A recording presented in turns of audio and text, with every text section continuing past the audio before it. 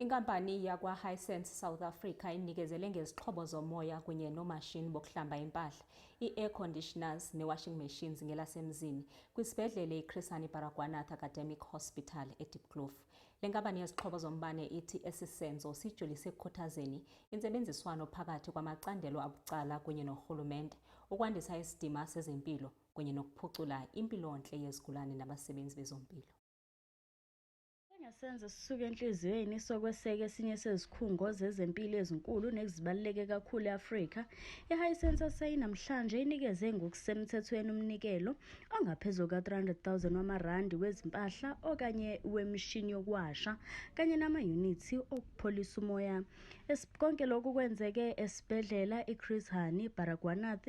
Bathi lolu hlelo lubonisa ukuzibophezela okunamandla ekuhlonipheni kwezempilo, ukube isakhamuzi senkampani, inhlalakahle yabasebenzi bezokwelapha. Lo mnikelo buhlanganisa nemishini yokuwasha engama-20, imishini yokomisa engama-20.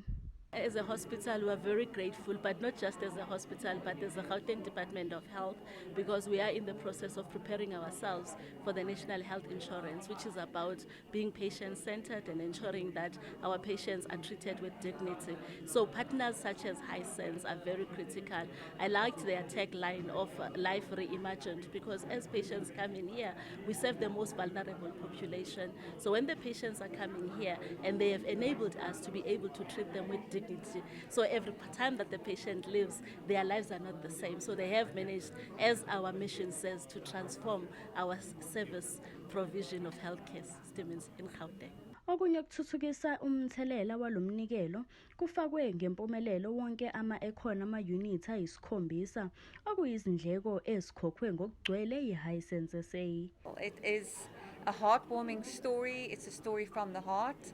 We heard the cry out from Baragwanath Hospital, and we decided as a company and as a team that we will support where we can, and that is what we do. We are a brand of the heart.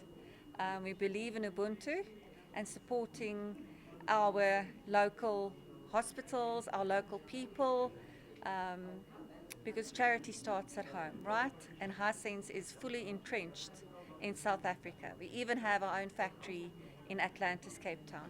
Ezindabeni zeSoweto TV, nginguNobuhle wakwaNdlovu, ngibika ngiseDiepkloof.